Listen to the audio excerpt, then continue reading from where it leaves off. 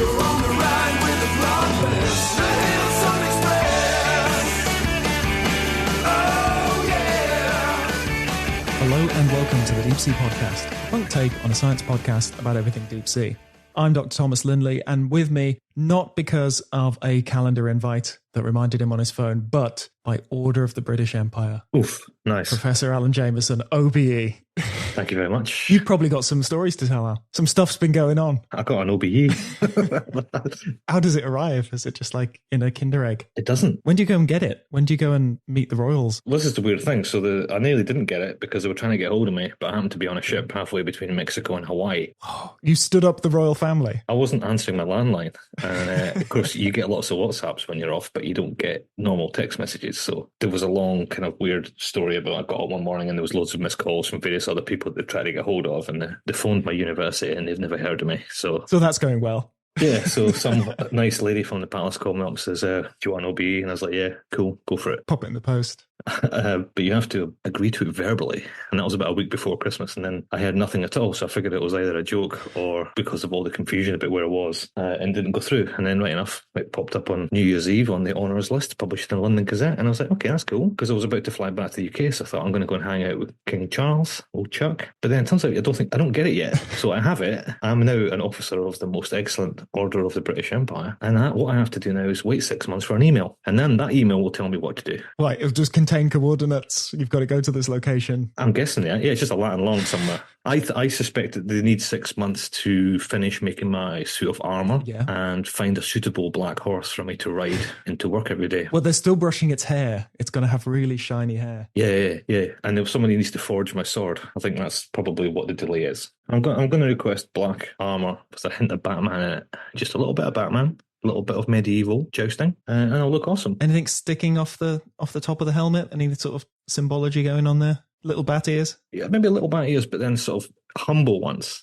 You know, we don't want to go too bat, just a little bit, and maybe some sort of horsehair affair. Well, you know, some of them had the sort of weird viewing slits in the helmet. Yeah. The sub would be really good. Just three disconcerting holes in the helmet, like the viewports of the sub. I was thinking more like a sort of Mandalorian type of helmet. That would be pretty badass. It would. It's just so done. So familiar. Is it as that is? It's common as muck these days. I just feel like the whole character exists because the design was so good. The actual character in the original films, he doesn't do an awful lot, but everyone really just latched onto the design because it was so cool. Yeah, well, I'll put that order in and explain to them that I understand this is why there's a delay, but this is why I want you to forge. Lots of forging going on. Forge away. Go boys, forge for me. And any news from that trip that you almost missed your OBE for? Well, you've caught me in the middle of two trips because I'm now closer to the next one than I am to the last one. So the last one, we went from Mexico to Hawaii and did a couple of sub dives, did another 20 landers, mapped huge amount of seafloor, discovered loads of seamounts. That was really good. It was like 5 of 6, and then I got off in Hawaii, and then Heather and the team got on in Hawaii and took it down to Tahiti, and that's the big abyssal plain surveys finished. That was 6 3-week legs. It's been quite a monster. I think it's like 30,000 nautical miles we did in the end, and 128 landers. And I think we mapped 300,000 square kilometres of abyssal plain. So that was cool. But that's that bit finished. And now we're just getting ready to go to a place in Kiribati, which is a big fracture zone. It's 8,500 metre fracture zone, and we're going to spend 12 weeks on there. Wow. Yeah. Busy. Did you say the 6th of 6th? Is this the end of this particular phase? It's the end of the abyssal plain one, so now we're going to do a huge fracture zone campaign, so it's more of a vertical story rather than a horizontal one. And then we've got 3 weeks off or 6 weeks off, I can't remember now, and then we're going to go and do a big trench, and that'll be hopefully Tonga Trench. That'll be the big 10,800 metre one. Oh, cool. And then when we finish doing the trench, we'll go to Antarctica and do a nice big cold one. Busy year. Yeah, a lot crammed in. Yeah, it's taken its toll, though. It's a lot of running around, a lot of buying shackles. Yes. Yeah, I'm doing lots of run-ins around Bunnings right now and spending frightening amounts of money on nuts and bolts and things. But we're going to have to talk about that later. We're going to talk about prepping for a cruise and things like that, but we'll get around to that. Before we delve any deeper, I do want to say a quick thank you to our patrons. We have new patrons for this month. We have Anthony Raymond, Courtney Johnson, Davina Gifford, and Sophie Schindler. Thank you, guys. Thank you. You help it keep going. One of those names on there is familiar, and if it is who I think it is, that's a little bit daunting. Why? Well, one of those names is the director of the museum, who I know has listened to a few episodes, but it does make me nervous. So best behavior. You're an OBE. You can't misbehave anymore. No. Got to represent the Empire. The Empire. Does that mean I'm allowed to use the Imperial March as a soundtrack? Of course. Yeah, okay. Put it as your ringtone. Yeah. In other news, FeedSpot voted us the third best marine science podcast. So third place isn't bad, but you always had a philosophy about bronze, Alan. It's just posh brown. It's just shiny brown. It's posh That's all brown. that is. And what's brown the colour of? I wouldn't know, Tom. I wouldn't know. Ah, fair enough. But yeah, so that was a little bit exciting, a little bit of a boost from that. I appeared on the podcast Just the Zoo of Us, which was good fun.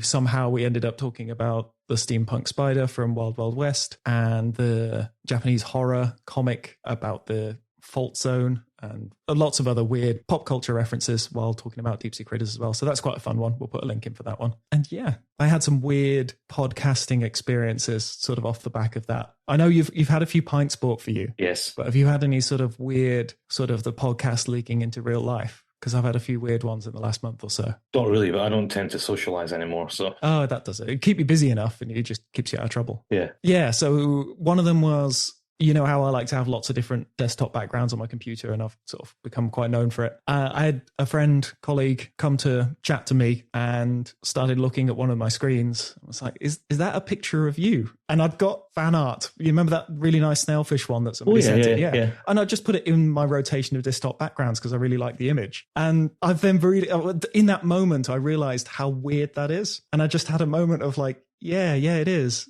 And then, did you make that? It's like, no, this is where it got weirder when I had to say, no, it's fan art. No, what can I say? I'm just popular with the kids. Oh, it got really weird in that moment. I just put a bit of art into my background rotation. And yeah, it is quite weird to have fan art of myself.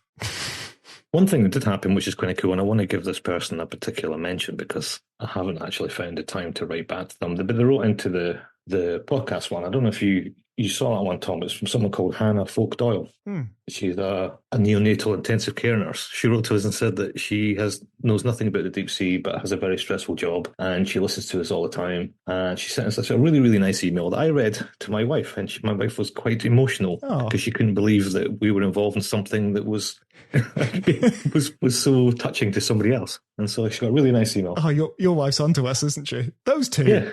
Yeah. So thank you very much, Hannah Folk Doyle, for your email. It's brilliant. Absolutely brilliant. Oh, yeah. Well remembered. I do remember that one. That was cute. Yeah. On equally judgmental wife news, I was caught chatting to the Discord and then had to explain who I was talking to.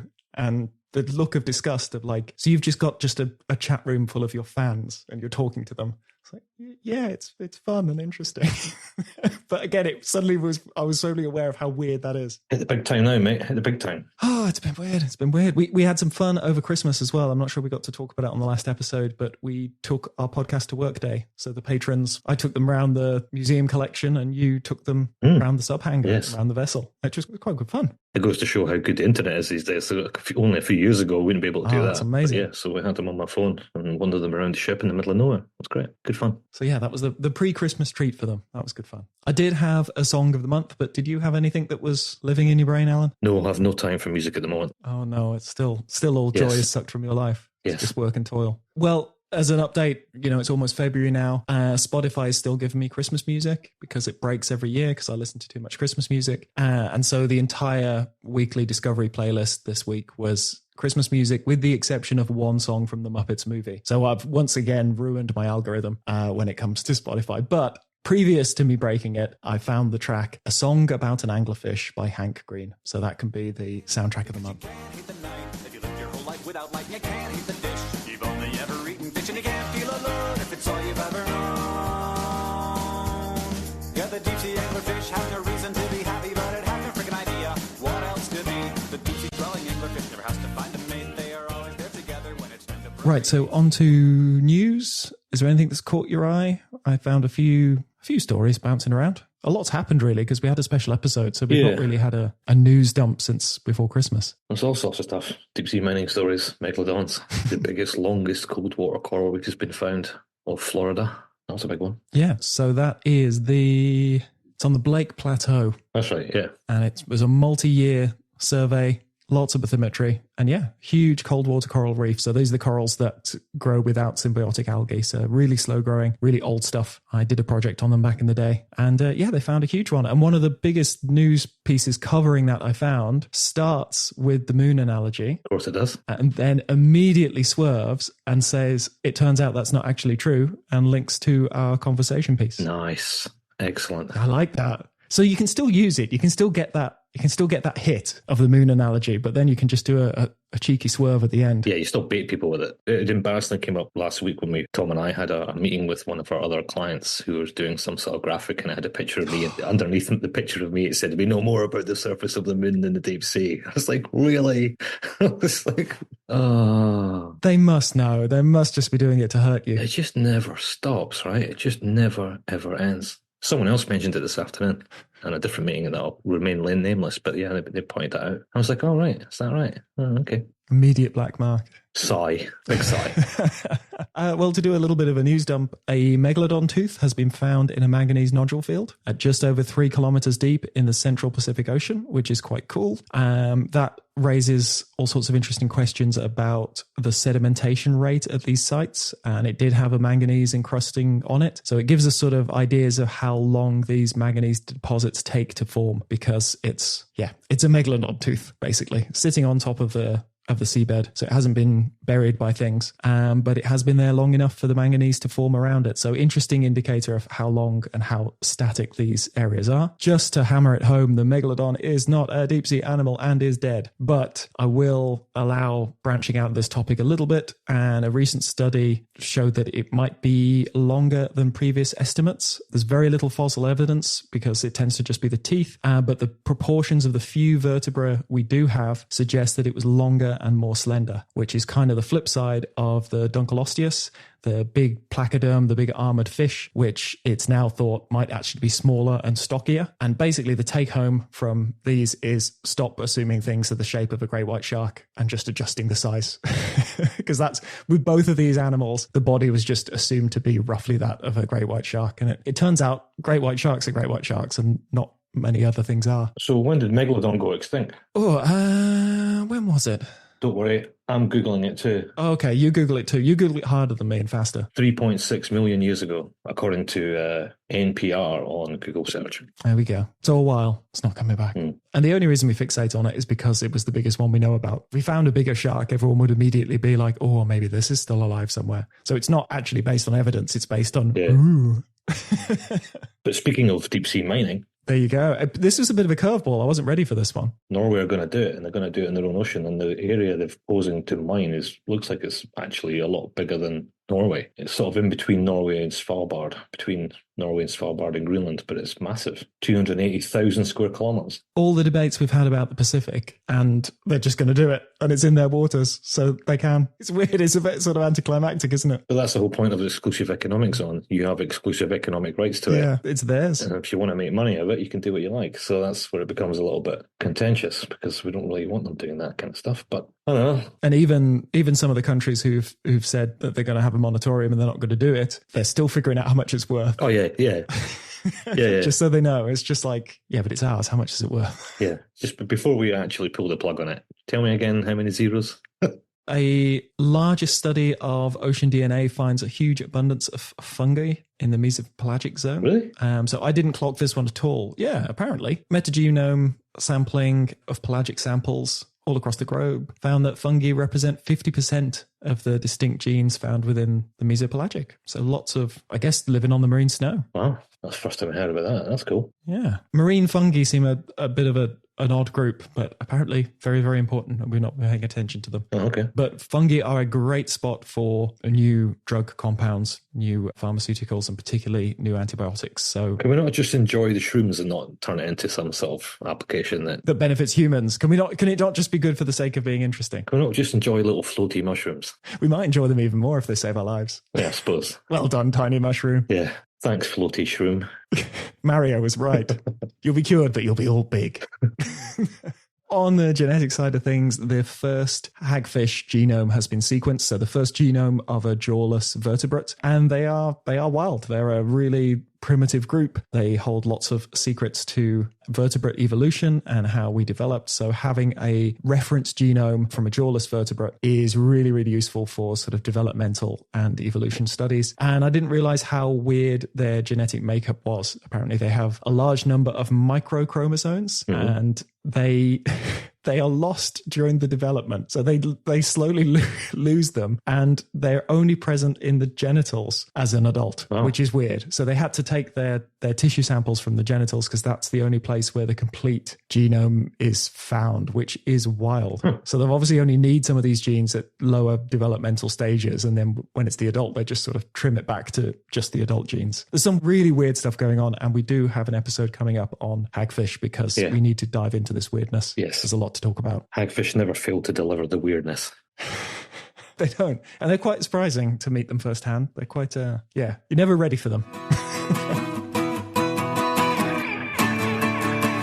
So slightly different episode this time. We are both in the throes of prepping to go to sea. Very, very busy. Lots of buying of shackles. It's always lots of buying of shackles. You always need more shackles than you think you do.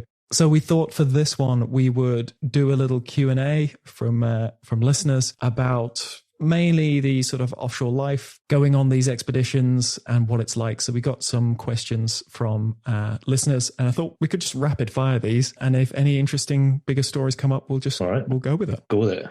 Question number 1. Well, this is a potentially dangerous one. We're going in hot. Do you ever start getting annoyed with everyone when it's drawing to the end of the trip, or do you always keep spirits high and tensions low? I don't think I've ever been annoyed with everyone, but I certainly get annoyed with some people. So I think it depends who it is and the circumstance. But yes, there are times on the longer trips where you do want to strangle people by the end of it, but you just have to bury that. And ability to get on with people at sea can be a factor in you being included in the trip. Like a big element of it is how well do you get along with others? Because there's some people who are absolute geniuses and brilliant at their work, but they don't get on well with others, and you can't have that poisoning the vibe on the ship. There's an element of cabin fever there too. I think anything over a month, you can see not necessarily with me or anyone else, but you can see it amongst everyone that there's, after about a month, people start to get on each other's nerves a little bit.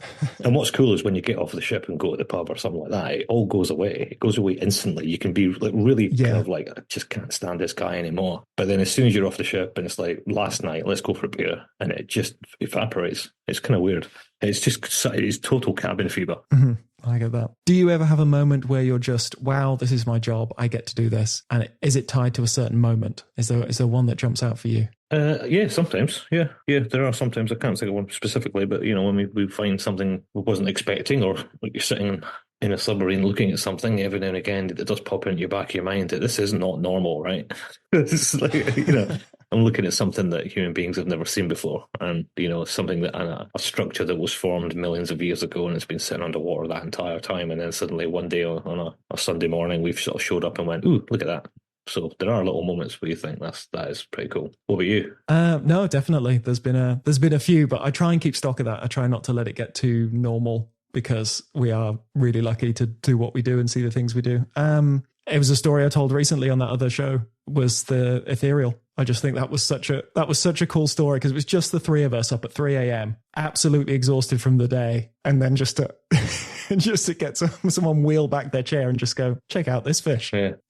That was a really good one. Oh, and then the flip side, have you ever had days or specific trips that have made you close to never going out again? I think we've all had those. Probably not so much recently. I think there was a period of time around 2005, 2006, or something like that I was doing a lot of trips on lots of different vessels, doing lots of different things, And I remember once going from a trawler in the North Sea, coming back to the house for like 24 hours, jumping on a plane, going to Malta, joining a German ship, spending a month going around the Mediterranean, doing really crazy hours, and then flying home, waiting 2 days, and then flying to South Africa, and then doing this crazy trip down to the Southern Ocean that lasted like 6 or 7 weeks. And I think that was before I had family and stuff like that. But I think there were times where it was probably pushing it a bit too hard, and you're just like, what am I doing? And that's an amazing opportunity, but that burns you out. Yeah, even when you're sort of younger and stuff like that, there comes a point where I just want to just slow down a bit. It's not so much the cruise itself. I think it's just the travelling and the sort of getting your mind from a bunch of Germans doing CDT profiles, and then you're a bunch of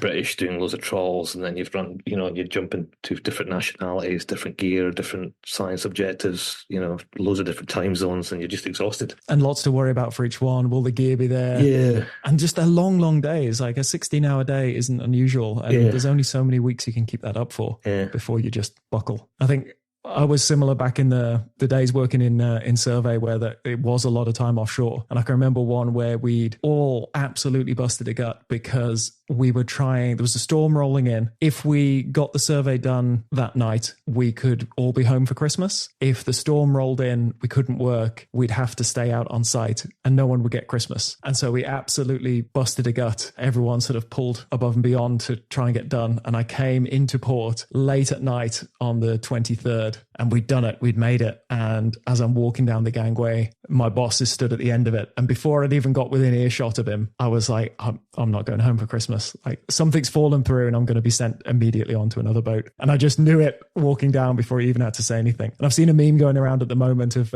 say, people in the military or the Navy being served a really nice meal and how everyone is like, oh no, because that's the meal you get before you're deployed or before you get bad news or you're going to be out there for longer. And that's how it felt just walking down the gangway. And I was just like, oh no, I'm not going home. Are the rooms/bunks assigned or is it first in, best dressed? They are very much assigned usually. It's assigned. You don't normally get a choice in that, and it's assigned based on number of people versus if they're shared. If they're shared, then it's male-female ratios. There's other things to consider, like it's quite nice sometimes if you're doing a back-to-back with someone, so someone's doing a 12-hour shift, and if you're bunking up in the same cabin as someone who's doing the same job as you, it means the agreement is for 12 hours a day the cabin's yours, and for the other 12 hours a day the cabin's someone else's. They're better ones, and so it's normally the ship that decides how to allocate stuff like that. So you don't really get a say. You can, if you've been on the same ship a lot, you can probably wrangle a slightly better deal, and you can always bribe people as well. Bribing is an option. Yeah, never forget bribing. Always. On a ship, yep. Your cabin allocation is usually tied to your role during an emergency. And so that might be based on your level of training. So they're not going to have you on the fire team if you haven't done your firefighting and things like that. So sometimes that can influence which cabin you're put into. Oh, scariest moment at sea. Oh, I've had a few. I think probably, I don't know, it's a sort of toss-up between being in an absolute horrendous storm in Antarctica and thinking that Heather was going to get cut in two. And I couldn't do anything about it because they chained me to the A-frame. That was pretty mental. That was on Christmas Day 2015. That was pretty scary. There was another one where my old colleague Toyo and I went out on a Japanese vessel called Hakomaru and went straight into a typhoon, straight off the bat. And that was just like, I mean, that's a big ship. It's a good, like, I don't know, 60, 70, 80 meters, something like that. And it was getting absolutely pummeled. And they're just like, off we go. And I'm just like, this. Yeah, it's not normally big weather. I think big weather is where it becomes scary because you realise how vulnerable you are. Even on a big ship, the ocean is bigger than you. It's definitely bigger than you. And so it's probably a weather-related stuff. But yeah. Yeah, I can remember a few where it was leaning too far and it was pausing at the extremes of the lean. So it was like going right over and then rather than rolling back again, it would just hang there for a moment. And I can remember lying in my bunk holding on, just sort of trying to measure the angle in my head and thinking like, this is it. This is the one that's going to flip us. Oh, yeah. Scary.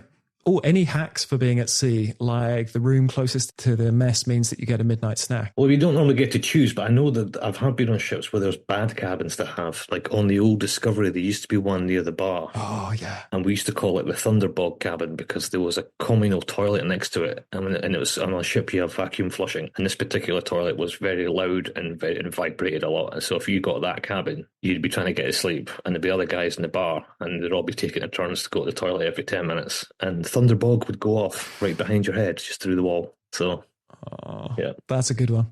We had a few called the anti-gravity cabin, which is the ones right in the bow. So I can remember one where, again, one of these storms, I was being like pushed right down into the mattress. So I could hear the springs groaning and then would like float a little bit out of my mattress as the bow came down again. So it's hard to sleep in that situation. Plus we've got bow thrusters. So it was deafening. It was horribly loud. So that was a bad cabin. Yeah. Aim for low and in the middle of the ship if you don't like movement, because that tends to be the pivot point. That's a pro tip. Nothing else on cabins, really. Yeah. You get what you're given. Deal with it.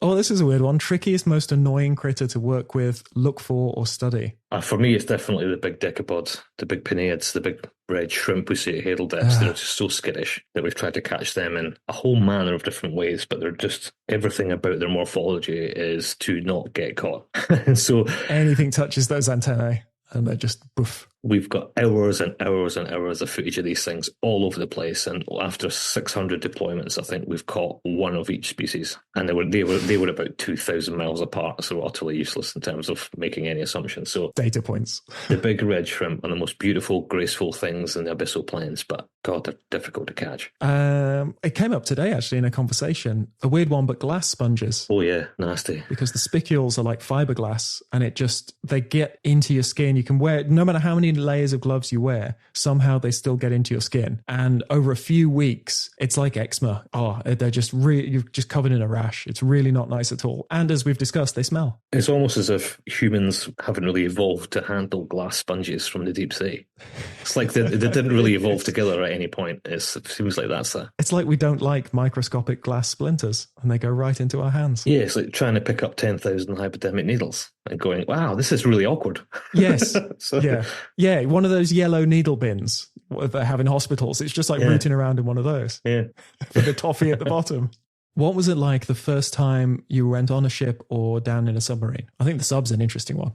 Yeah, the first time I went on a ship was RRS Discovery. I just really enjoyed it. I just genuinely just really enjoyed the whole thing. It was just a really great experience. I loved it. I thought, I'll do this. First time in a submarine, are we talking first successful dive or the first aborted dive? Oh, that's true. There was a near miss first, wasn't there? Yeah, first time in a submarine didn't go that well. First successful dive was just brilliant. It was just such a good day out and coming back. And I think I've told this story on the very first podcast, but it was just one of those days. It was just great. It really was. It went like clockwork, kind of, and there was a big party at the end, and the weather was like an absolute glass off, and there was a big sunset at the end, and they made me a t-shirt, and it was just really cool. Yeah, loved it. Oh, this is a good one. And what's the biggest animal you've seen both on the ship and in the subs? On the ship was a blue whale we saw last year coming back. That's the biggest one. Yeah. That's the biggest one, Alan. You can't top that. I know, I bagged it. I've got nowhere to go with that. It's to challenge a deep of big animals, right? That's what they say. That's what it says in the book. We were on a privately owned yacht, and we had just come back from doing the Diamantina fracture zone coming into Perth, and we were told to watch out for pygmy blue whales and all this kind of stuff because it's a sanctuary, a protected area and so on. And we're up there doing our due diligence to make sure we didn't ram any whales, and this was not a pygmy blue whale. Quite the opposite, my friend. Quite the opposite. This was absolutely enormous. I've seen them before, but always at a distance, right? You don't really get a sense of scale, but this one was pretty close. And it was just like, wow, that was just absolutely enormous. Like, it's so big it doesn't make sense. Well, you know what I mean? It's just like that didn't grow. Like, someone's made that. That's a prop. That's not real. Yeah. That was really quite something special. In the sub, probably just a big cuskeel. You don't have real big stuff down deep. There's an optimum size. Everything sort of gets to that 1.5 meters. Yeah. Actually, that reminds me of a couple of stories since we're doing a stories one. I was offshore with an engineer who it was his first time he'd like transferred. It was like his first time going offshore, or like an early time going offshore. And as we're heading out of port, some common dolphins are bow riding. Mm-hmm. And he'd had quite a tough background and he didn't quite know how to process that. And the only way he could sort of sum it up was he just genuinely asked me, are those real? It just couldn't believe it. Like, I don't know what the alternative was. I don't know how I would have faked that, but he just was so overwhelmed by the moment he couldn't believe it was real. You could have just told them they weren't and they were robotic, and it's part of the sample design. Yeah. Or it's like when you get a plastic owl to scare off pigeons, so we just have plastic dolphins on our bow. Yeah, to scare off the flying fish. Yeah. So don't chip the paint. Talking about things they do and don't like, the common dolphins really liked this one piece of equipment we used to use called a boomer, which basically was yellow and dolphin shaped. And these are the dolphins with the flash of yellow down their side, the hourglass shape. And apparently that was very, very sexy to them. So they'd all be flirting with this piece of toad gear. So that was fun. But yeah, for the biggest animal, nowhere near yours, but one of the sort of magical ones were pilot whales, which are really just big dolphins, but they're quite curious. And we were holding station to lower a CTD, I think it was, and they do this thing called spy hopping. And a few different animals do this, where they sort of bob straight up out of the water to get a look at you, basically, or to orientate themselves, because they can have a little 360 twirl and come around. And they just made eye contact with this pod, and they were really quite big, or at least in my memory, they're really quite big. And they're just standing out the water like the monolith from 2001. Just these huge black animals rising out of the sea and making eye contact with us, and are sort of like, what the hell are you doing here? This is our area. But they seemed sort of curious, but yeah, they hung around for a while. That was a cool one. What's it like getting to connect with all these specialized scientists and interviewing them? I'd say that's probably why we started the show. because we talked to a lot of people on these trips, and it was just like, you are really cool, and nobody even knows what it is you study, or the general public don't, and they have a right to be as interested as we are. Yeah, no, I agree. I think there's a lot of the way in which deep sea science is presented. We rant about this all the time, the way it's presented in the media and stuff like that. There's a certain narrative which is becoming really boring. But when you actually work with a lot of these people, you're like, it shouldn't be boring. There's no way this should be, or not necessarily boring, but just really predictable. And there's way more interesting stuff going on. And there's all these, people who don't necessarily get a voice to do it. And I think that's what the reason why we really started it, is to get all these interesting people that come our way and just chat about it rather than making some sort of big bold statement about what ultimately always becomes knowing more about the moon and ocean conservation. Are there any specific news feeds to keep up on to hear more news about the deep sea? This is the tricky thing, because this is why we started this, because there aren't many. Yeah. I think the Dosey newsletter is really good. Yeah. We've mentioned that a few times, so that's a great angle for deep sea news. There is a few of the live streaming streams. There is a Discord called Dive Stream Oceanographic, I think it is. We've mentioned these previously, and we'll try and put the links in the show. They're all really good for experiencing sort of deep sea science as it's happening. Yeah, it's difficult because we started this because we worried that people who had a genuine interest couldn't find the good and factual stuff in amongst all the aliens and monsters and nonsense. Yeah. And we try and tweet. We're not very good at it, but both me and Alan try and tweet when we can. Oh, I've given up. Oh, have you? Are you off it? Yeah, I just couldn't be bothered. I don't know. I just wasn't in the mood. I'm losing my mojo. I was an internet sensation for about a day. Did you ever lose a platform, technical device during an operation? I say we just fly past that one. Just whiz right past it. Yeah. All I will say along those lines is everything you put in the sea is temporary. The sea always wins. Yep. You're lucky every time you get it back. Deep sea equipment doesn't generally live to be an old man. Yeah. They all die young and handsome. Yeah. Blaze of glory, all of them. What is your favourite leisure activity while being at sea? We don't get a lot of free time. I don't think I do any leisure activity at sea other than a couple of beers at the end of the day. But even then, we'd probably talk about work, so probably nothing. Some good chatting. I like something that will take me out of it if the vessel's starting to feel a bit small, bit of cabin fever. So like a bit of sci-fi or something, or just like another world I can disappear off into. So quite often that's an audiobook because I find reading exhausting. So I usually load up on audiobooks and have something I'm listening to that makes me feel like I can go somewhere else if I'm feeling a bit claustrophobic. Oh, did you ever have second thoughts about entering a deep sea sub? No. I know you're quite adamant on this one. No, never. If you're second guessing it or worried, you shouldn't be getting in it. That's the rules. Nobody gets in it if you don't want to get in it. Yeah, no one's forcing anyone. No. I can understand people get nervous, and I wouldn't class it necessarily as being nervous. It's probably more sort of slightly anxious to do with the ceremony of it all. It's not the safety of it in any way, shape, or form. But when you get all tooled up in your gear and everything else, and you're sat under the air conditioning waiting to get the nod to come out and walk across the deck and get in the sub, it's a kind of like it's like a waiting game. You've got 10 minutes to sort of pace. And it's that, I wouldn't say it's even nervous or even anxiety or whatever it is. It's just kind of like this, you're sort of psyching yourself up a little bit and you're sort of walking around in circles, and then you hear on over the radio saying, okay, ready for passengers. And then you walk out and you go in, and then you're just doing what you need to do. So I don't think you really have time to think about it. Just get in it and go. It would be, I can't pee for the next 12 hours. That's what would be making me anxious. I'm fine unless somebody tells me I can't. Doesn't bother me. There's a secret knack to that, though, isn't there? What was it? A cup of tea and a hot shower? Well, the old guys talk about having, you go for a wee in the hottest shower you can handle, and then that'll give you a good 12 hours. Wow. Yeah. Okay. Worth knowing. Yeah. Do you have a favourite area of the world to be in on a boat, and why? I don't know. It's kind of all the same. Surely Antarctica. I know you were quite moved by that one. It's one of the few places where there's stuff at the top. Yes and no. No, it's nice. It's nice when you get the opportunity to come in close to the shore and you can see things like, icebergs and penguins and all that kind of stuff. But certainly out in the open Southern Ocean, it's horrendous. It's an awful place. It's a desert, I described it as. It's just terrifying. It's like if I left this little life pod, I would not survive very long at all. So it's humbling. Yeah. What's weird is that each ocean has a different colour, right? When you're in Antarctica, the water looks black. It looks very, very dark grey. If you're in the Pacific, it has a very, really specific colour of light blue. And in my mind, the Indian Ocean is a bit greener, and the Atlantic is even greener, if you like. It's amazing you could rattle that off. That is that is an amazing observation. Yeah, I genuinely think it is. Yeah, I think you can tell the difference. And the most beautiful colour is when you get in the sub in the Pacific and you're on the surface and you just start to descend, and there's a moment around a few tens of meters, maybe 50 meters, 100 meters, something like that. You go very quickly, so you lose the light within the first few minutes. But there's a very specific colour of blue, which is very Pacific Ocean, and it's amazing. And the water clarity is amazing too. If you did it in the Atlantic, the visibility is not very good. So that alone would probably be put in the Pacific as a favourite place. Get Dulux onto that. That one, that blue. Yeah. Both walls of my house. That one. Yeah. Do you have a favourite ship?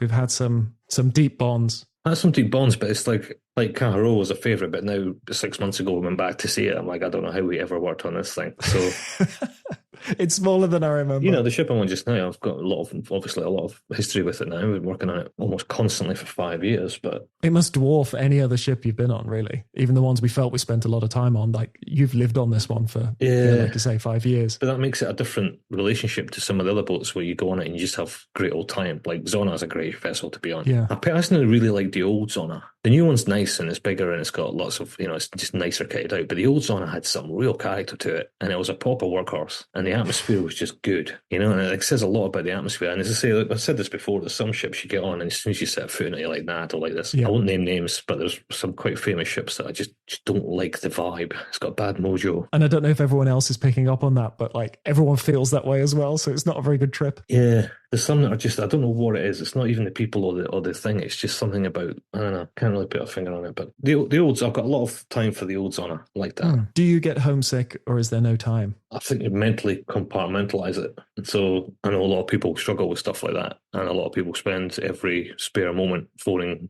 back friends and family and stuff like that. But I'm really bad for this. I tend to just switch it off. And knowing that I have to check in at home, I'll make time to go and do it. But then the problem is I find you just don't have much to say. It's like, oh, how's it going? Well, I've done the same thing today. I've done the last 23 days. And, as we get more connected, it's getting kind of difficult because you really have to be present in that world. You're so busy. There's so much going on. Yeah. And you've got so little time and energy left over. It's lovely to sort of hear those voices, but also it makes me homesick. Yeah. Yeah. Because it reminds me of everything else. Yeah. And you can just be in the zone. And the more people there were to miss, once I had a family of my own, it was a lot harder to go to sea. But I used to be fine with 6 weeks. It was just, I'm going on the adventure and I'll be back when I'm back. But it's a hard thing to explain to someone who's not done it, but it sounds selfish. It doesn't sound nice. Yeah. Because absolutely people I miss, but I can't find the time for updates and to juggle my home life from remote. If you can't switch it off, you'll just become miserable. This is the thing. So over the years, I think I've managed to kind of like switch it on and off when you have to. If something happens at home and you have to sort of be in the zone for that, then you can sort of, don't know what, maybe I'm just very robotic and very binary, but just kind of like, right, get into family mode and do whatever you need to do and make the calls you have to make, and then back on the ship. I don't sit and dwell on things or mope around and wish I was somewhere else. You're there now, just do the job, get off, and when you get off, you'll deal with whatever you have to deal with. That's just, I don't know, it's a superpower, switching off. There's probably a lot of people in the military who get that. I think that's a similar mentality. What's it like to try and do lab work on a rolling ship? Really irritating. I can't do microscopes.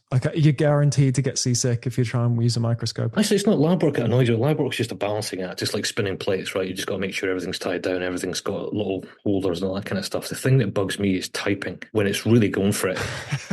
I remember we did a job off Titanic. We were sitting above Titanic we went out there for like 8 days and never got a single dive in because the weather was so bad, and it was just rolling all the time. And for some reason, I forget what it is, I had to write something for something, and I promised myself I'll do it when I was away. And it's just every word you type, there's a typo. Because you're sort of like being pulled off the keys. You're pulled off the keys and you're pulled on the keys and you're back and you spend the whole time just going THEE delete space. It's just you might as well just start typing with one finger because it's just so irritating. And that's when I get to the point I want to take the laptop and take it outside and literally throw it into the sea. I find typing in rough seas to be the most irritating thing. I can't hold my thread together either. I find out my writing's really bad. It's not just using the keyboard, it's just stringing sentences together with that sort of external stimulation of constantly holding balance. My writing's terrible when I'm at sea. It's weird. Do you ever get songs stuck in your head specifically at sea? Yeah. I've discussed this. Yeah. And I think it's the rhythm of the vessel. I think the rocking of the vessel is the same tempo as certain pieces of music. Yeah. And they just get stuck in my head.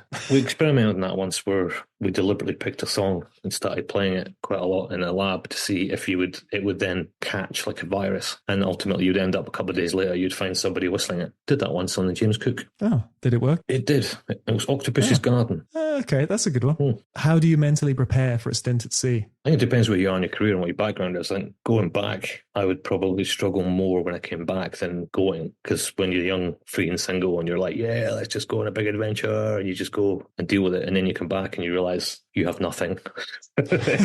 You know, you come out the arrivals gate and there's all these wives and girlfriends and all like, oh, everyone's that, and you just walk straight through the door and into a taxi and go to the pub and find your mates, and you realise that, why am I even doing this? Whereas now it's different, because now you're going home to something, but then the harder bit is leaving in the first place, because you don't necessarily want to leave them, but you're looking forward to coming back. And so I think that's something that shifted when you go from being young, free and single knucklehead to someone who's actually got kids. Yeah, that's really valid. I find the build-up more stressful, just because there's always that stress of getting everything ready, getting the mob ready. Things are inevitably late. Suppliers inevitably let you down. We have never successfully internationally shipped our equipment. Nope. Yeah, is that record still holding? I think so, yeah. It's never worked out. No. So it's always stressful. And at the moment, I'm just, if I wake up at 3 a.m., that's it. I'm up, because I'm just running scenarios. I'm packing things. I'm running internal stress tests on pieces of gear I'm putting together, and if it bends that way, is that going to break there? And so yeah, I'm finding this part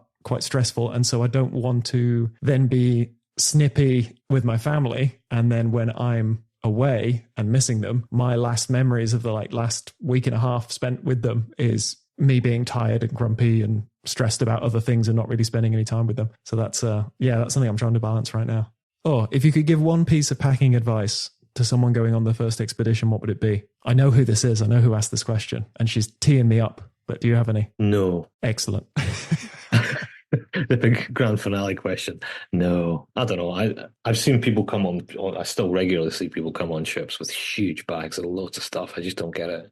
You pack amazingly light. Your packing's fantastic. There's a washing machine on the ship, right? You don't need to bring a month's clothes. You just bring a week's worth and wash it. It's pretty easy to work out. My pro tip is, when you're going to do the very careful packing of your bag, lay everything out on the floor, take a photo of it, and then pack your bag. So when you inevitably do that, did I pack that thing? You can just zoom in on the photo, and you don't have to unpack that bag 6 or 7 times because you keep forgetting things. There you go. Never thought of that. That is my pro tip. Better than an inventory. You can just zoom in on it and see that it's there. And if it's in the picture, it's in the bag. My alternative strategy is just don't take anything with you. It's like, did I remember to pack that? What? Oh, that's right. I don't take anything. So it's all good. Just 4 black polos. Yep. And some shorts. Yep.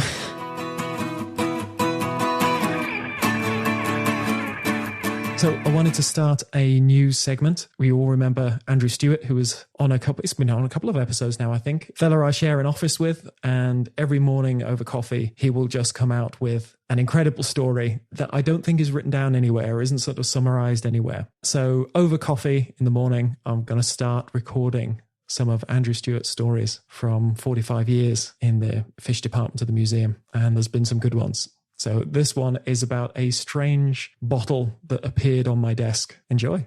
Coffee's ready.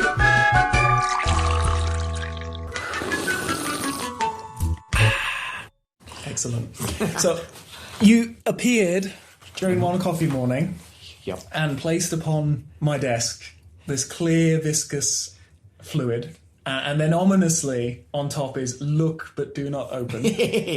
And this is of your own creation. This is of your own brewing process. Yes. What is it? What is it? It's squalene oil. From some of the deep sharks we've been processing. Some of the deep sharks we've been processing. Material which is a bit too smashed up to warrant including in the collection of common material, common species. So, or if we're skeletonizing. Or if we're just removing the jaws or a section of skin, denticles, things like that. So it just seemed an awful waste to be throwing the rest of it out. And for a long time, I've known about squalene. We used to have a policy under one of the former curators of removing the livers from chondrichthyan fishes, and it made a hell of a mess.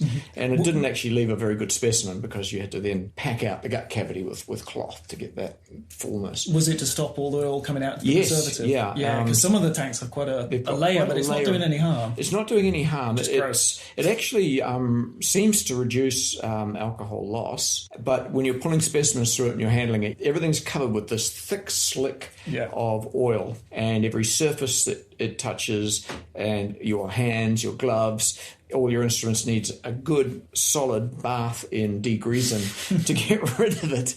So I thought, well, there must be a use for this. I mean, it's been historically used by all kinds of cultures and people, maritime peoples, for centuries. We've known about it. So what I did was I extracted the liver, I put it into a cloth bag, mushed it a bit. Mushing Mushing is good. And then basically suspended it over a large container. And out flowed, like a river in some species, this oil, which is quite a variety of colours. I mean, what you've got there it's mostly Aprosteurus, the deep-water pentanchid shark. Other sharks, it's golden. There was one shark which was very badly beaten up, and I couldn't justify keeping it, so we removed the jaws, took all the critical measurements and things off, removed the liver, and the oil is sort of like it was like a rust colour. Rust colour. It was like a red ale.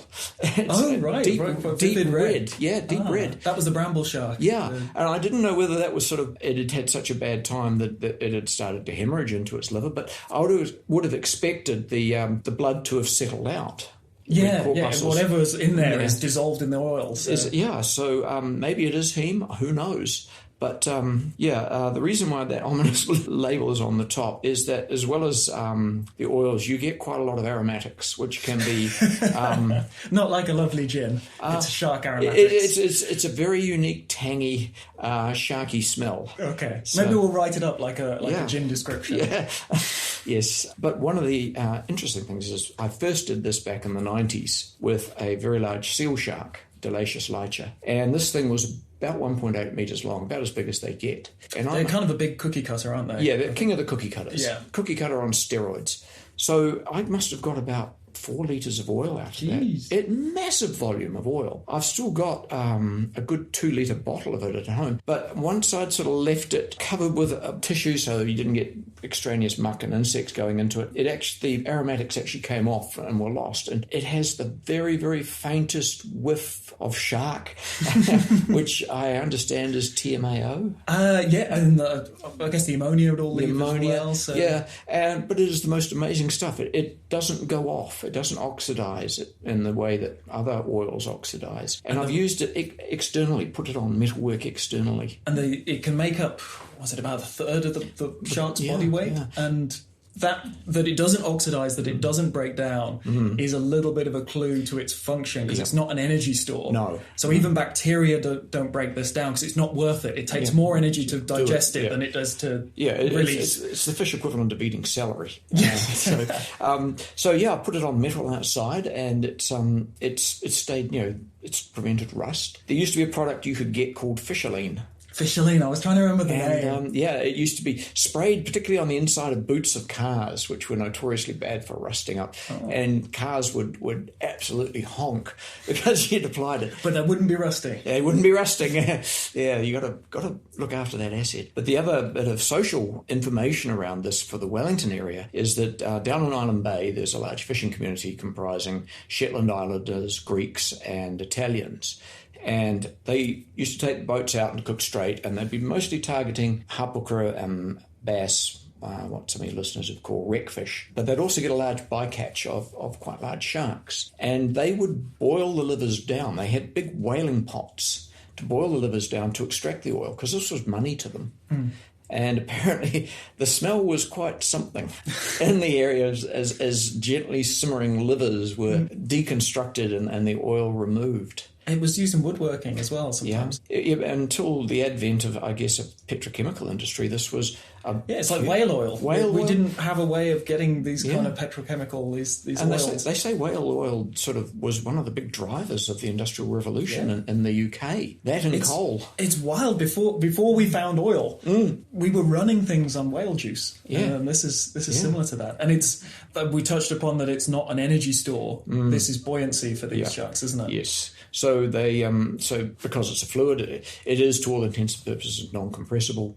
So it gives them that sort of margin for going deeper. You don't have to worry about venting excess gas if you come up fast, or problems with compression if you go down fast. There are other issues they have to probably deal with, such as any gas dissolved in the blood. Yeah, it's not as adjustable as a swim bladder, but it's also a little bit more foolproof. Yeah. It can't go explosively wrong. And it seems to be a thing of chondrichthyans. You don't see it being repeated so much in other groups. I mean, I can remember getting cod liver oil as a kid, and I don't know what it came from, to be quite honest. Yeah, what it's branded as. But I bet you bottom dollar it sure as hell wasn't cod. And it's probably an energy store in the cod, isn't it? Yeah, as much as anything. It didn't seem to sort of be the same purpose. I'm struggling to remember much about cod. I remember catching them as a kid at Cape Cod in Massachusetts. But we see a lot of their relatives. We see a lot of the grenadiers. They have that huge energy store liver because they've got the swim bladder as well. And often they'll invert on the way out. And that's when it can go wrong. That's when it goes badly wrong. And as a scientific specimen, that's where our tool, the Gut Stuffer 2000, comes into play. Somebody's got to stuff those guts back in. Yeah, I know.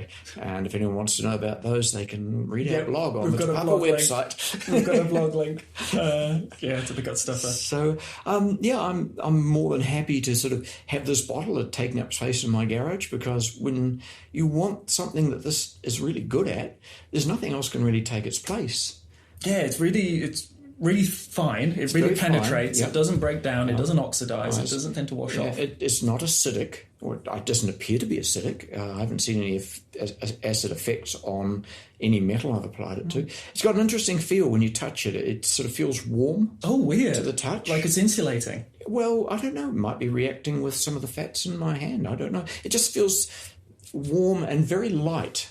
Some of the lubricants I use, one in particular, Inox, is my favourite sort of non-shark lubricant. And you get that on your hand, and it feels like, I've got oil on my hands.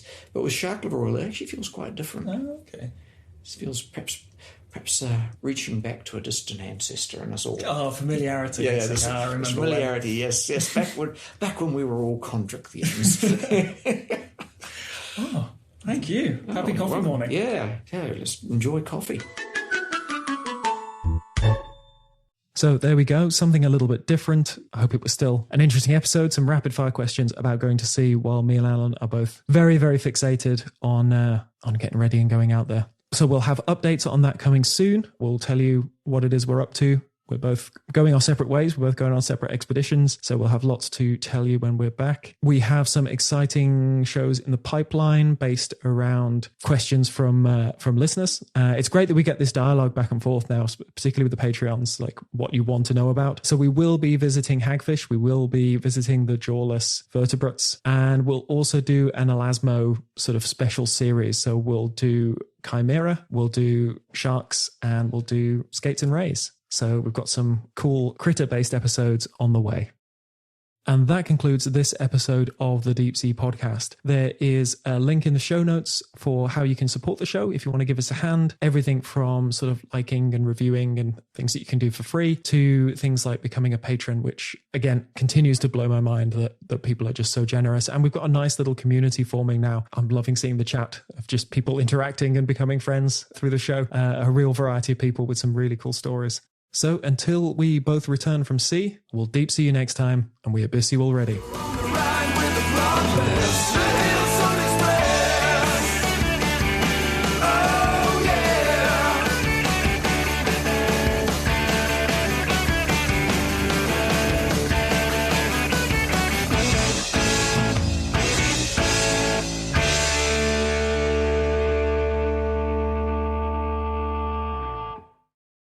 If you would like to advertise with the Deep Sea Podcast, feel free to get in touch. Our audience is primarily young people with an interest in science, often undergraduates or people considering a degree in marine science, but it also includes established scientists. Feel free to get in touch if you're interested in reaching these groups.